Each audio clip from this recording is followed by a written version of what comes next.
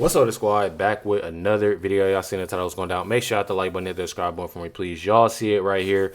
One thing about it that I've seen clips. I'm pretty sure I checked out one clip of this, but I truly find it insane.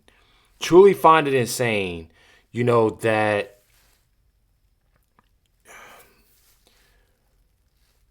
so many people look so much of, and I've talked about this, and I know, it takes people time. I know a lot of people don't change and people don't even want to listen, but I just find it crazy.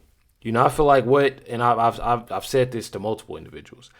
I feel like this is something that is definitely very smart, very nice, very, very cool that Officer Tatum is doing.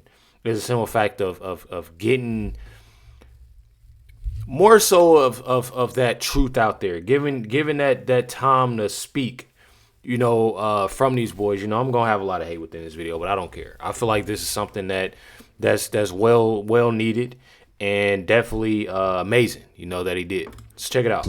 Before this happened, I would assume you're living a regular life, young guys being in college, having a typical experience. Then you lose your friend. I think ever since it happened, my life just hit like a hole. Even going out, we're always paranoid somebody's gonna see us, get spotted, try to beat us up potentially, or even worse. You just met these young men more recently.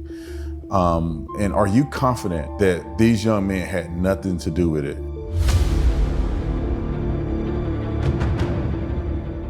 We have Ed Pausick, Warren, Jax, and then we have Morgan here. And so I talked to Warren last time I was here. We had a really deep conversation, and I'm glad that we were able to get other perspectives now that we have Ed here. Ed is a defamation attorney. And I want to start with you, Ed. Why did you choose to work with the boys? What is your plans? What do you expect to get out of working with them? What's your expectations when it comes to defamation? Well, I think an injustice in one place is an injustice everywhere.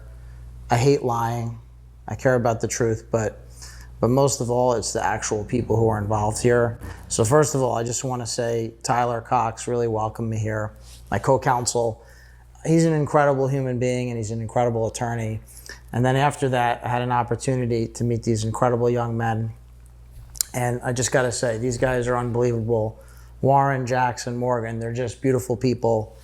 They're really decent human beings. They're just great people, and that's why I'm here, because I want to help great people. And this is a very sad situation, but it's also a very human situation, and it's a tragedy. So you guys have, obviously before this happened, I would assume you're living a regular life, young guys being in college, having a typical experience. Then you lose your friend, Nolan. And after that, what has life been like for you guys?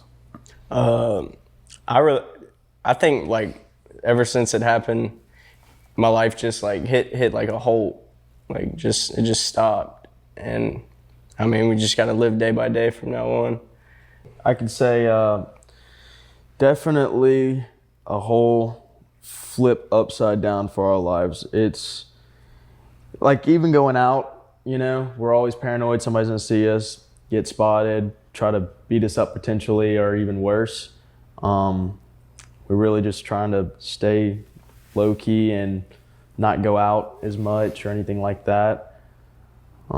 Yeah. It's been hard because my friends and I are people. I mean, we like to be out and hang out outside of our friend group, and not being able to go certain places or walk around in public because our head's always on a swivel. It's really affected all of us. I mean, especially in my family's standpoint, my safety comes first. My friends and family safety come first too, and it's been really hard because I'm worried about my family as well with me, and it's hard, but we're just going day by day and just trying to get through every day. Can you give me some examples of what has happened? Have you guys had things happen online, threats online? Have you guys have any examples of people accosting you or anything like that? Oh yeah, we have had countless death threats online, been spotted. I'll let you elaborate more on that, being spotted. I mean, people have obviously just pointed us out. I mean, as a group and even on a one-on-one setting, I think it's really just like awkward because I don't want to talk about this, and I know my friends don't want to talk about this any more than we need to. You know, we're still mourning one of our best friends' death, and it's hard to speak about it when, you know, like sometimes we just need some alone time, or sometimes we just need to, you know, lay back and not be around all this. And I mean, I've been called out in public, and I haven't been in public that much. I know my friends have had encounters in public. The threats have been insane from, you know, my stepmom and my dad, my mom, just everyone included, like even my brothers and my sisters. And it's just hard. I mean, it's unbelievable where like this has been taken to and the level where this is at. When you say you've been called out in public, can you give me an example of like, what do you mean? People are threatening you with weapons? People are, you know, not allowing you, denying you service? Because I heard that Trayston, he went to a corner store and they told him his money is not good there. They wouldn't even let him buy Gatorade. Yeah. Are you experiencing things like that or something totally different? Wow. Right. I wouldn't say like that. I think I haven't been denied, you know, anything, but like Trayston, it's hard to hear from a good friend of mine that he's getting denied a Gatorade and a Red Bull before work and having to, like, he calls me, he's like, dude, you won't believe what just happened. He got called out at Walmart. Someone called him out at Walmart and was like asking him all these questions and trying to press him about it. And it's crazy to me. Like, you know, we live in a very tight knit community, and for people to, you know, push back and say these things when they know what Ocean Springs is like, it's really hard. And I mean, I haven't had many personal encounters, but I know being around the guys and stuff like that, they have, so. And Ed, as an attorney that's representing these boys, I mean, what But does I feel that make like you? too, like that's something that's like sad and sickening that you can't even go to no corner store. You can't even go somewhere just because people are making false accusations about you, and it just goes to show you how sick, you know, people are. I feel like regardless of anybody's skin color, regardless of anything, that's something that you shouldn't do, honestly. And it just goes to show y'all that, you know, so many people are so nasty, so disgusting in the way that they think, you know, and a lot of times it starts with parents. You know, I've been seeing a younger crowd, you know, saying different things. They're not taught a lot, you know, they're not taught. They just look at the simple fact that it's okay to be this type of way because this person is this color or that color. And I actually find it pretty much disturbing. Feel like, you know, do you feel like you got a good case here, or, you know, what's your perspective in that? Because, you know, people are online and obviously they know who you are. Obviously they know you represented Donald Trump in some pretty high profile cases. And so now that you've joined, or at least now you work for the young men here, you hear them say things like they've been accosted, they've been, you know, threatened online. Does that make your case a greater case, or how do you work within what's happening to these young men? Well, unfortunately, I wish there was no case. I wish this hadn't happened. But unfortunately, because these things did happen, there is a case, and now there's multiple cases. And I'm going to tell you something. If you're out there and you lied about these guys, you lied about my guys, you lied about Tyler's guys here, if you lied about Morgan, if you lied about Jax, if you lied about Warren, we're going to get you. And you're going to be hauled into court, you're going to be held accountable, and it's going to be very painful. And what I would say to the people who have done that is, now's your chance. If you want to apologize and retract before you find yourself in court, you should probably do that now. Because if you don't do that, once you're in court, now you just can't leave. You won't be able to get out of it.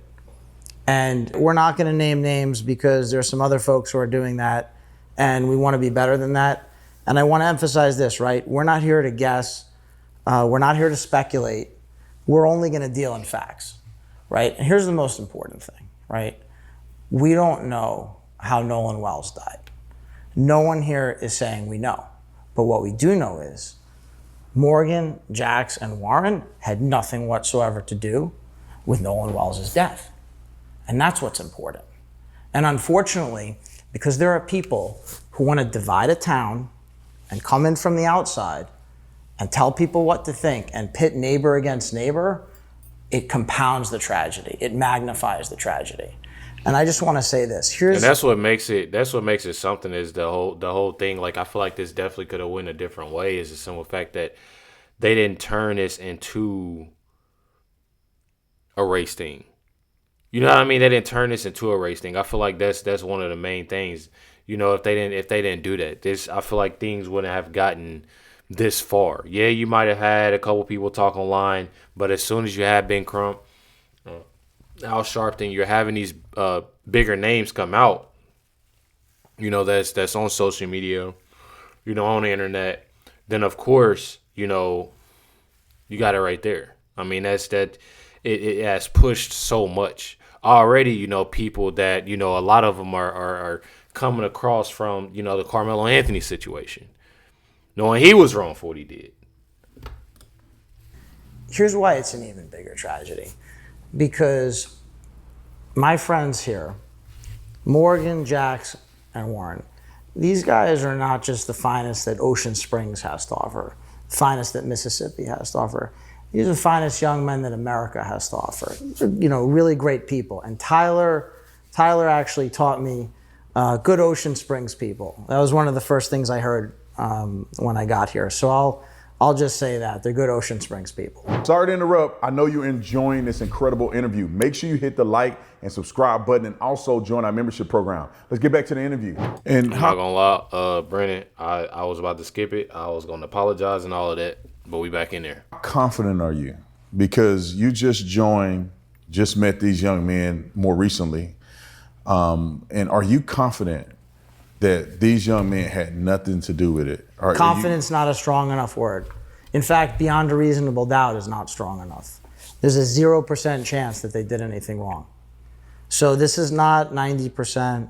It's not 99%. It's not 99.9999. There's no decimals. There's no anything.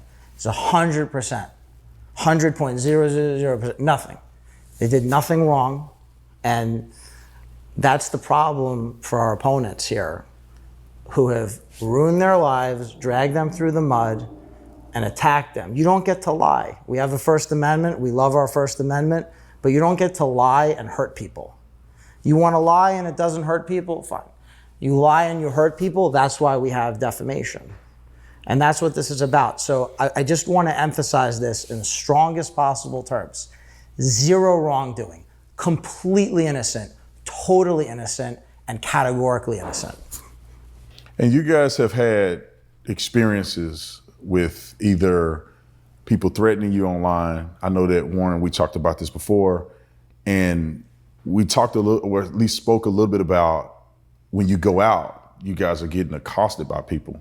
Can you give us an example of, or at least tell the audience an example of an incident where you guys may have been accosted? Or what does that look like when you go out? People threaten you with weapons, or people trying to physically harm you, or people having to be restrained? What kind of engagement is happening when you guys go out? We went to a restaurant, a couple of buddies of mine, and when we were, I wouldn't say threatening with weapons or anything, but I felt, and I know my friends felt, threat for our lives. I mean, I don't think there was like a fear factor, but at the same time, like it's awkward in public, like I stated, like when we have to talk about these things. But we went to a restaurant and someone came up to me and was like, "Is this you?" And I was kind of like shaken up about it. Well, at first she asked like my name and, you know, like all these questions, and I was like, okay, whatever, you know, she's just coming up to talk. Well, then she came up to me again and showed me our first interview and was like, "Are you sure this isn't you?" And I was like, "Well, yeah, that's me, like obviously." And she kind of just, I looked at my buddy and I was like, "Yeah, we're leaving, like close everything out, like we're going." And I left, and there was an altercation after I left with some of my buddies that weren't involved in this at all. And they told my friends that they were gonna kill them and they wanted to fight and all this like crazy stuff. I mean, I wasn't there, but my friends told me this. that what the people were saying to them was like totally just crazy. Like, I mean, Mind you, all these people are doing all of this. Nothing about foul play. You have nothing at all about any evidence. Nothing going against them that they've done anything. They did this, they did that, and people are acting this way. And it just goes to show you on how people truly are. My thing is, if only people had the same energy to other things that's going on in, United States. When it comes down to doing these things. Second thing is I find it extremely dangerous. I find it extremely dangerous of walking up to somebody and doing things like that. I'm not in this situation, but even me, when I'm out, I'm not gonna lie. I'm really a homebody. I don't like going out as much because people are a little bit odd and weird, and I've had some encounters. I've had cool encounters, normal encounters. People that'll come up to me because they know me, but I don't know. And that I find it very alarming. About that. Just for the simple fact that you just don't know. You have so many people that are a certain way and that do different things, and that's why you have to watch your surroundings, or even if you have to leave to go somewhere or do this, do that. Like, it's very important. It's very important, for those things. It definitely is. I'll tell anybody that. And I definitely need, when it comes to these boys, when it comes to Officer Tatum, when it comes to anybody else, within this investigation, even Nolan's parents, for people to just calm down, and not look so much of violence when it comes down to things. People like that were, outside of this telling us like, hey, you need to leave before something happens because I know what could go down right now. And like, I know that these people are crazy. So, I mean, we all felt, we were kind of shaken up about that. It was weird because it was our first encounter as a group. And I think it's also like just crazy that people will like look at you in the eye and tell you they'll kill you because they believe you killed your best friend and you have nothing to do with it. And Morgan and Jax, were you guys there? Yes, we were there. I was there. I didn't hear the part where they said they were going to kill him and stuff, but I did hear whenever she came up to him originally. She was like, hey, you have like TikTok or anything like that? Your face looks really familiar. And he was like, no, I don't have TikTok or anything like that. And she was like, oh, okay. But I'm going to tell y'all right now, a lot of people, they want a reaction out of you. They know who you are. They've seen you before. They've seen you on this interview. They've seen you on that interview. A lot of people know who you are. They just want a reaction. They want to see, okay, I wonder how he about to react. Because if he react this way, you know what I mean? I'm gonna act this way, and I'm gonna do this, and I'm gonna do that. In their mind, they thinking this, and I'm glad that they got up out of there. Regardless, I don't care anybody. Oh, I'm stronger. Or I got this. I got that. It's good to just leave the area. I'm not even gonna lie. And then walked off, and then came back with, like you said, the first interview, on her phone, and showing him. She's like, "So this isn't you. Either you have a doppelganger, or this is you."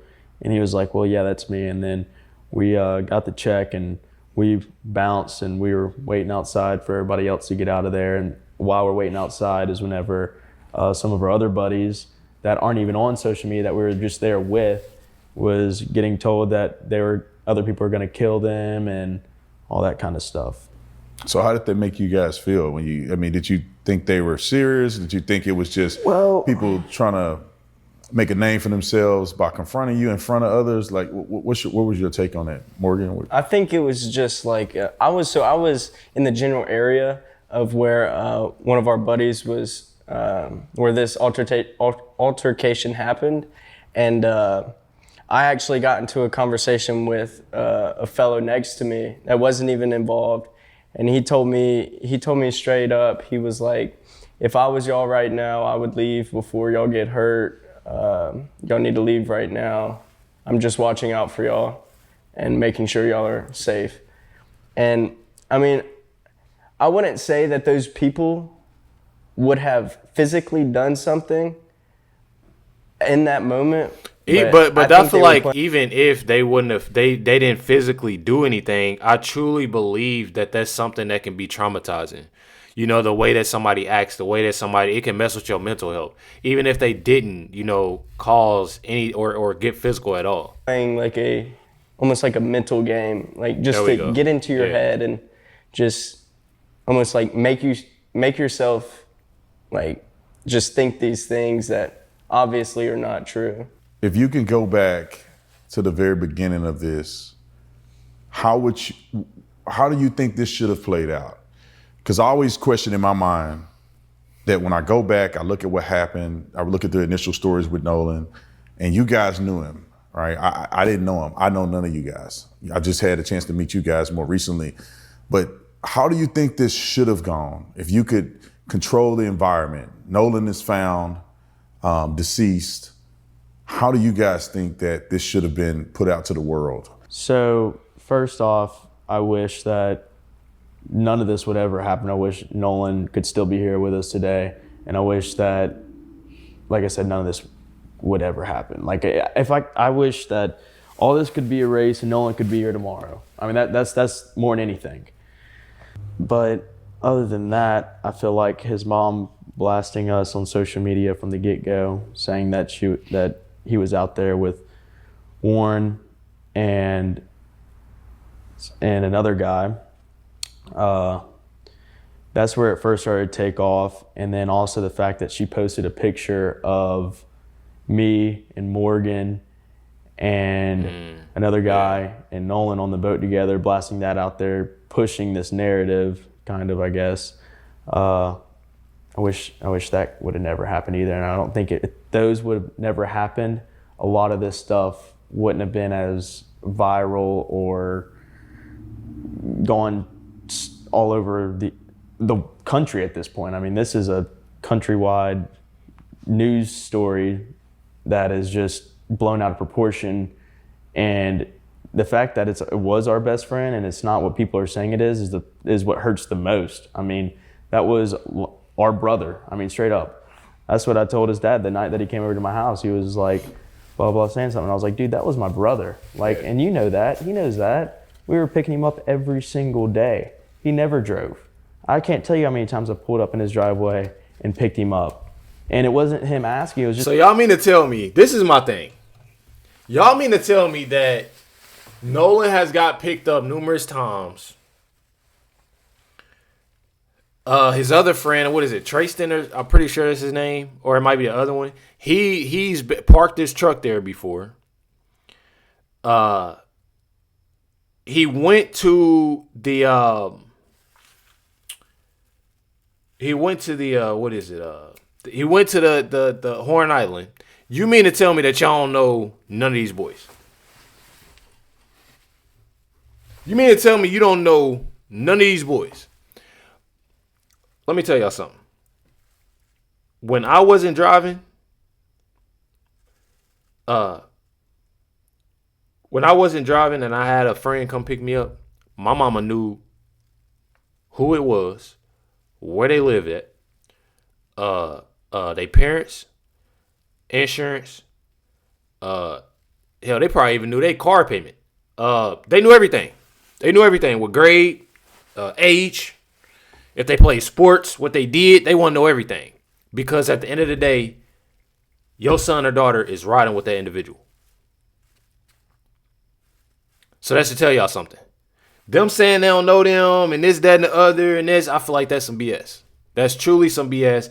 I truly feel as if they have started something and they have gotten in a deeper hole and they trying to still run with that narrative because they know they'll look completely ridiculous. You know what I mean? Like I feel like it's that. I truly feel like it's that. And it's truly sad that it has come to this. Because that's what we did. We just picked up Nolan all the time. That's how we, came about to all the stuff that we were going to. We'd go and pick him up. That's how much we like to be around him. We would do stuff like that all the time, you know? Well, first off, like I wish we would have never, like I think about this every day. Like I wish we would have never went out on the 4th of July, because I know this wouldn't have happened. Nolan wouldn't be gone, and like it's really hard to think about, because it's like I wish I would have done this different, or I wish I would have done that different, because now one of my brothers wouldn't have like passed away. But I think from the beginning, I'm glad that I called the Coast Guard, and I'm glad that we came together as a group, even from the first day when people started texting us things, saying, you know, crazy things. But I wish it wouldn't have been reported as some type of race thing. I think it's really bad that like people are pushing the narrative, oh, this is a race thing. Well, obviously it's not. I mean, this is like a brother to us. I mean, Nolan's no different than anyone else in our group. And I just wish this wasn't pushed on the media as, oh, this is a bunch of white guys that killed a black guy, or this is, you know, like in the beginning it was like 4 guys went to a stranded island and dumped Nolan at the island and just left him there. Like even from the beginning, it was just like this thing, and no one had facts, and they were just pushing this horrible narrative, all lies about everyone, and it's sick. So I wish that would have been completely different. I'm glad I called the Coast Guard. I'm glad I made the first contact within all of this. I'm glad I was the first one that called Christine Wells that night and told her that we haven't heard from her son. And I'm glad that I did all of that, but I hate the way this has been perceived by the media and portrayed. This has like been absolutely horrible with the way and the things that they've said to us and done. But other than that, I mean, there's not much I would honestly change. To even like think about it though, like just think about that. Like honestly, y'all mean it's like the thing is that y'all got just imagine if he didn't call Christine. You know, they took this picture, they did this, they did that, they called. You know what I mean? They did everything that they possibly. Man, I don't know. Like I've said, me personally, you know, hearing these interviews, doing this, doing that, and I know we can't say much, but I'm not about to look at them and say, oh yeah, they did it. This who did it, this, that. If somebody did, you know, like I've said before, they got to face those consequences. That's something that they, you know, but at the same time, there's nothing that's out. You know, there's nothing that's out, but you got people that's saying this and saying that. From my point of view and my friend's point of view, I think we did everything right, and I know we did nothing wrong. I think I also want to say, I think it's so criminal that they took something so anti-racist and flipped it into something super racist. Like they took, this is the definition of anti-racism. I mean, that we did not look at Nolan any different than I looked at him, or even you. You know, this is literally our brother. I mean, like we stated, we did not treat him any different. We didn't treat Trayson any different. We don't treat Trayson any different. And they just flipped it. And I just think that is so wild that they're pushing this thing that they're saying, oh, they want to end racism and all this stuff. Well, they're the one pushing it. They're pushing the racism. And I just think that's kind of crazy. Morgan, what's your thoughts on this? How does it affect you? If I mean, first I want to say I wish this would have never happened. I wish Nolan would still be here with us today. And but I, in my opinion, I think that the media, they shouldn't have pushed a narrative from so early. I think that they should have let the local officials do their job, let them release statements, and then, I mean, the media is obviously going to see that and then do whatever they do. But that's what I mean. I trust the local officials. Ed, with what has transpired, you know, how does that dictate your response? Because you have a 30,000 foot view of all of this stuff, right? You see the way that it could have went, and you see that there's people that instigated the narrative that's out there now. And as a, you know, defamation attorney, how does this navigate your tactics? Sure. You know? and I want to be clear about something tonight. I'm not going to give any particular person any more oxygen than they may have already sucked up. But I will say this. What's been said about Morgan, Jax, and Warren, I'm not going to call them untruths or half-truths or falsehoods. I'm going to call it what it is, lies. So the first thing that's really important here is we're dealing with lies and liars. We're dealing with profiteers. We're dealing with hustlers. And one thing that I've seen since I got here is that Ocean Springs, Mississippi, is a really beautiful place. And the region is very beautiful. It's one of the most beautiful places in the country. And there is just no question, the death of Nolan Wells is a horrendous tragedy. But for the tragedy to then be magnified after his death for no reason other than profit is a disgrace, or what we would call a shanda. And I had the opportunity to go to Horn Island today with Tyler and Warren and Jax. And a lot of people who have been sucking up way more oxygen than they're entitled to have not been to the island. Exactly. I've said I'm this willing before. to bet that a lot of the hustlers and profiteers and liars have not been to that island. And you have to go to that island. And being at the island today was revelatory. It was really illuminating. It's a very dynamic marine environment, first of all. But when you go to the island, you see instantly that what some people want to be true, what they wish to be true, they're trying to wish it to be true. They're trying to make it true through their lies. It's actually not possible. It is a very, very long and narrow barrier island. It's basically very low sand dunes. And in the particular part of the island that we're dealing with, there are no trees.